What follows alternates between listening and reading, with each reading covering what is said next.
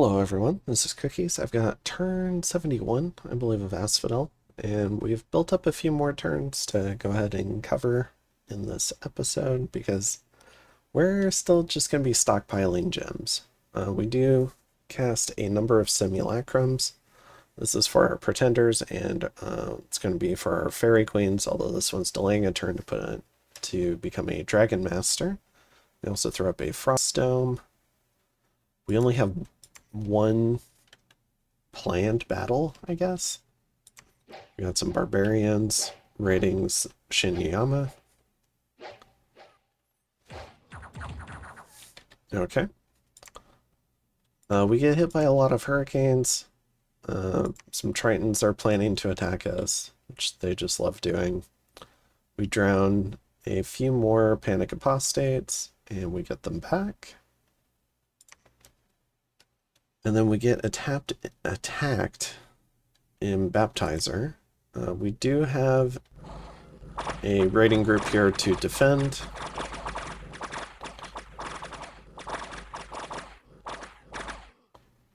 And then we'll rotate this raiding group back to go get some replacements for casualties and rotate a new one in to quell these rebellious tritons.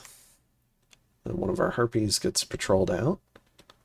But yeah, not a heck of a lot going on this particular turn. I'm just continuing to build up our insane numbers of troops. So we've got just thousands upon thousands of mannequins in carrion.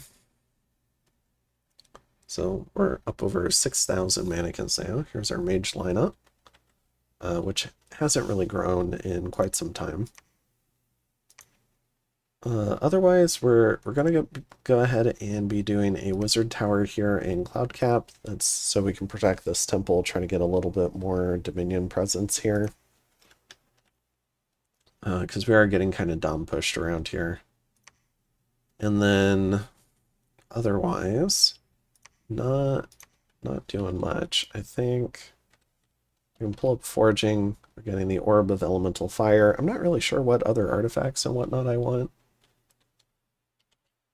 In terms of casting, we've got the simulacrum on the remaining fairy queen. We've got a little few site searches, but otherwise not much. And we've also started pulling in some of the earlier raiding groups we made with more mixed groups because of the different movement speeds on carrion. We're going to try and homogenize those groups and send them back out. But yeah, other than that, and I think if we gotten rid of the last of our panics, we might have one more this turn. But yeah, we've got one. And he's ready to go. So yeah, pretty soon we will be without panics. And that's been very good for our income right now, along with Dropnir, which was a fantastic, I guess, like, foraging thing. It was one of our better pulls, at least up until the point where we put up Utterdark. We're also starting to consolidate all of our upkeep-based troops back in the capital, and that's so we can astral travel them somewhere. So when we do plan to put up Utterdark, we could also astral travel all that stuff, hopefully. Or maybe organize it into an army that's ready to attack something so that we don't have to worry about the upkeep for it all. Right now I'm thinking astral travel, and then we can see if we come back from simulacrum. Just send out a bunch of stuff. Otherwise, I think we're in pretty good shape. And we can go ahead and pull up the next turn, turn 72. Alright, so I've got turn 72 pulled up here. We throw up a wizard's tower. We do find a painted cave, but that's not great returns. It's 12 pearls to find one. There's a few battles. Our scouts are trying to catch everything they can. We catch the main Nidavellir army, just killing some PD.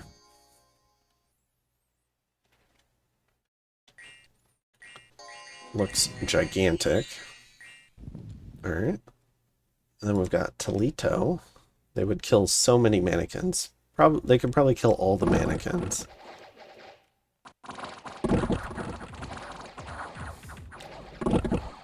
Fortunately for me, that army can only be in one province at a time. Alright. And then we've got a smaller Nidavellir army. Going up against a large PD dump.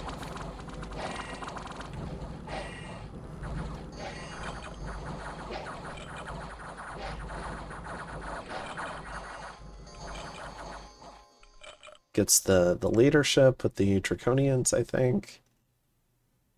And then, I mean, this was a massive PD dump, so clearing that is very nice. And then we get hit with a couple of hostile spells. They both get blocked, but I'm not sure what these are. I'm not sure if someone's trying to scry us or what's going on. And then we of course get hit with some more hurricanes. Maybe the hurricanes are getting blocked by the domes due to Galegate. We go ahead and find a Burning Pearl. We get some air gems. I mean, I'm pop kill. I don't super care about the hurricanes. It does hurt our income a little, but it's just not that big of a deal. We're patrolling a lot of our provinces anyways, so the unrest goes away almost immediately. All it means is some of our provinces have like 600 pop, which if somebody tries to invade us, is just going to make it even more difficult for them. They'll have to be negative on supplies rather than positive a little bit.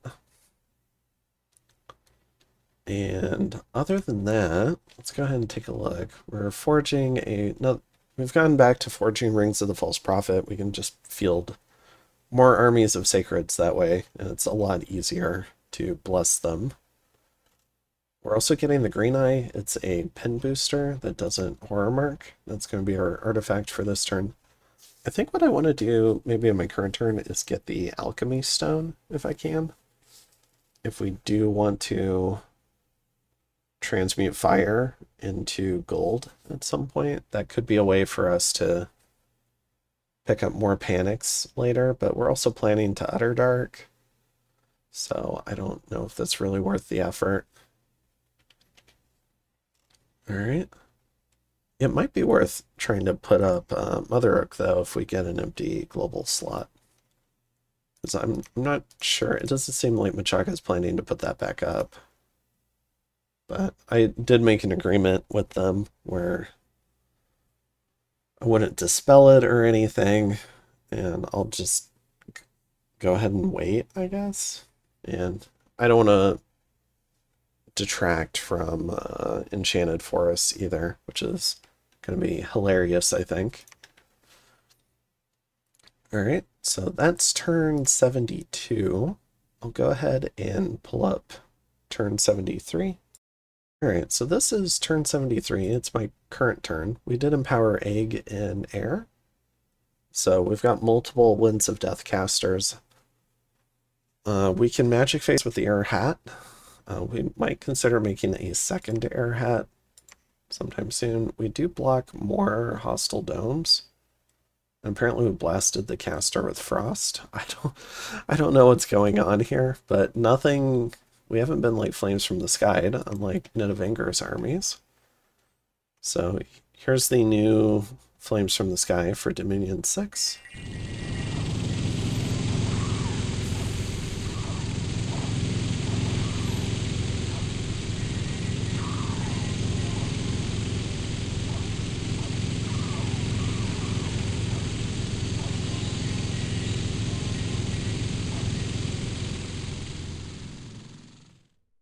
And so it does seem to cover maybe half the battlefield, but it didn't kill a lot of these units either. I mean, they get to be blessed, which means they pick up fire resistance. They have their Undying. So it's definitely nerfed from Dominions 5. And because some of the mages can point buff during this kind of event phase.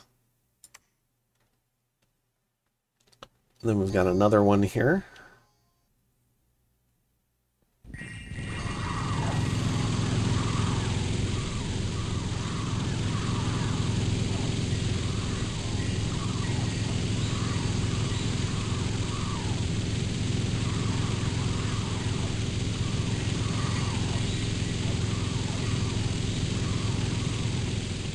Missing the kind of really big hits on the mage core and here to really kill a lot.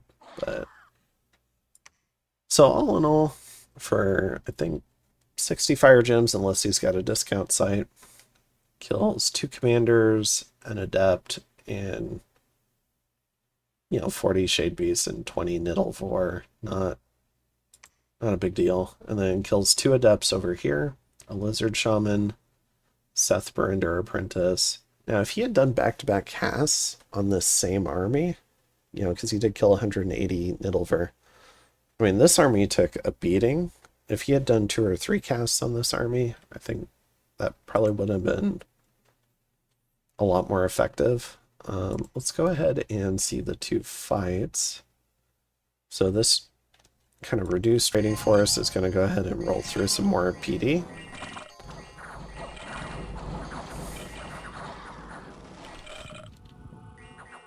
Goes ahead and puts up relief. This is 9 Nidalvor. And then we've got a large Shinyama army. Moving back in on Machaka.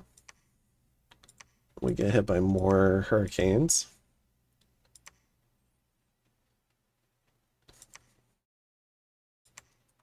Which, I don't know, it's not really a big deal.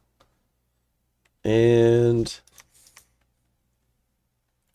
let's see, what else are we doing? I guess in terms of forging, we're getting a dragon helmet, red dragon scale mail. I've only got the 2 hammers, but part of me wants to go ahead and pick up the alchemist stone, so I think I'll do that this turn. Just so I have it if I want it, because being able to recruit panics later and still suicide them into carrion lords could be really good, or even dryad hags. So being able to spend some fire gems to get those mages and convert them seems like it would be good. And then we've got this lady, she's going to do wyverns with her dragon kit.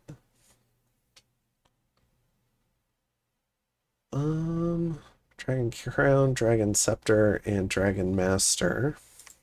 So I think she's at 4. So I forget how many wyverns you get. So it's 2. So I think we get 6 for 3. So they cost half an air gem each, which is pretty good. Let me just double check our foraging. Yeah, this should be fine. We are making some fire resistance items. It'll just be good for certain casters, like our prophets, so that they don't get flames from the sky or something super casually. As long as we bless our sacreds, I think we'll be in slightly better shape. We can also use those resistance items on water mages. And that's so we can fire fend the armies, or whatever the water version of that is. And I think it's frost flesh. And so, yeah, between those, wanting to cast those 2 different spells, some fire res items are pretty nice. We are running heat scales, so we shouldn't have to worry too much about murdering winter. A lot of our troops have cold res, though, so we should work okay just fine in cold places. We just have to be more careful of our mages. And other than that, let's see. I think that's most of it for this turn. Continuing to kind of sort through some of the raiding groups and consolidate upkeep troops in the capital. Just to kind of give you an idea how I'm doing that, I'm going to in here, looking for upkeep. So, oh, whoops. So the Centaur are in Haloma. The militia are in Weatherland. We've got some harpies in Silent Cavern. Some trolls.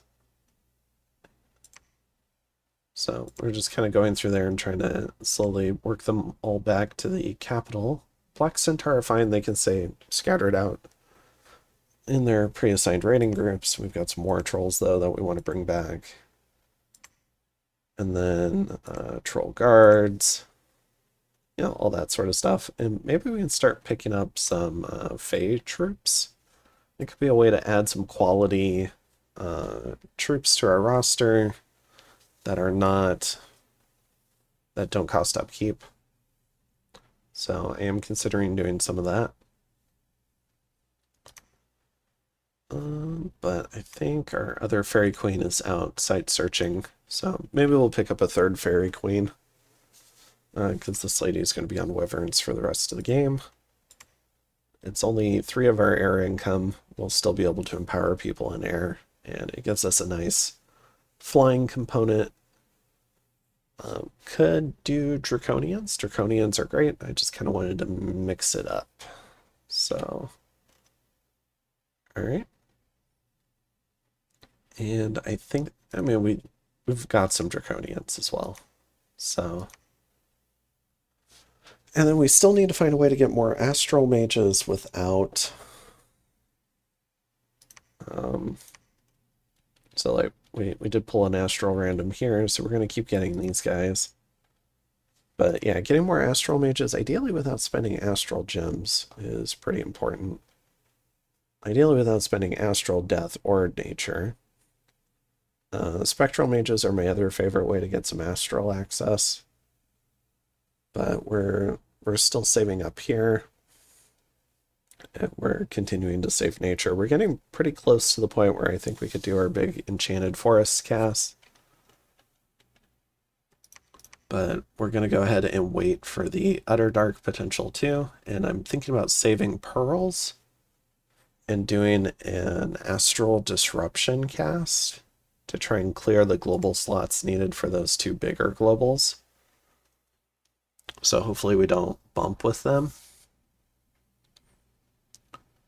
And so we've got that queued up after Ghost Riders. And then we still need to pick up Evocation 8. We do gain some value from Flames from the Sky. We have a couple of Fire Mages. So we're thinking about picking that up. And then we'll go ahead and... I keep bumping this one down, but we will go ahead and pick up Ancient Presences. The downside to them is you have to do Divine Name or Gift of Reason to turn them into commanders, and I'm not sure if I really want to rely super hard on the unit versions. They require... I think that was a more specific plan to what Slock was doing, because he had the Throne of Air in that other game. I'm not sure if... I don't think it'd be very easy for me to do Gift of Flight on them to get them into combat. And so I think I'm just gonna save them for later if we end up in a good position. But I'm hopeful we can win the game in our preferred manner. I do need to save more pearls for that, though. The other downside of Astral Disruption is it'll spread out some horror marks that could doom some of our units, but it is a sacrifice I'm willing to make. And then the other thing I should probably check is there Cataclysm in this game? I don't think there is. So we should be good to go for this plan. Even if there is, I think I'd get it cast before all the warning signs kicked on, and then it might make it dispel harder for the other players. And I'm hopeful, as long as one of those globals stays up, and they're only able to dispel one, that we can really you know, press hard with all these mannequins that we've built up and just swarm over the map and hopefully just go ahead and pick up the win. I think that's our path to victory. It's literally just been sitting here for 30 turns. But I mean, we'll see if other players are saving up pearls and whatnot for trying to dispel that. So, all right, I think that's it for this turn. I know Nidavinger's probably got a lot of pearls he's saving up, which that does have me concerned. He does have Stellar Focus. My only hope is maybe he's spending those pearls.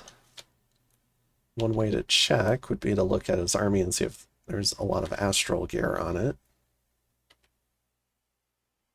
And we've got some. We've got this shield here. We've got some communion gear. But he's not spending maybe as much as I would like. We got a Staff of the One God. Is that... that's Astral Nature. Okay. Then we've got Starshine Skull Caps. So he's got some gear, but not a shit ton. So we'll have to see if we can keep these globals up, because I imagine all the players will be contributing to these globals, or to these dispels. So my only hope is we can save up so much that they can only dispel one, maybe. I was slightly encouraged that a lot of the players were only able to contribute 20 to 30 for dispelling the Glamour Global a few turns ago, although Nidavinger did put in the most at 35. So we'll have to see what's going on there. And in regards to timing, I think I want... Well, I promised Nidavinger I wouldn't interfere in their war. So I could probably wait until Machaka's pretty much dead, and then I could do this. So how many more turns would that be? So if we want to do a 900 cast for Utter Dark, we've got 600 divided by 40, assuming Will of Misery stays up, we're looking at about 7 to 8 turns.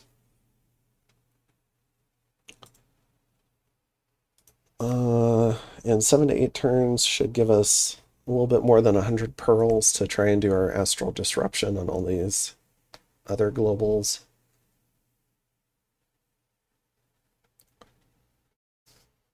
Which it might dispel Well of Misery. I'd be a little bit sad, but it would be worth trying to create some room for our big globals. And then maybe I can do some smaller casts of stuff like Mother Oak and Well of Misery again.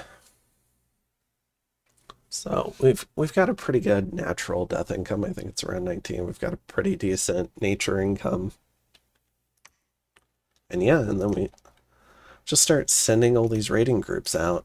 Just attack everywhere and see what gets defended, what doesn't.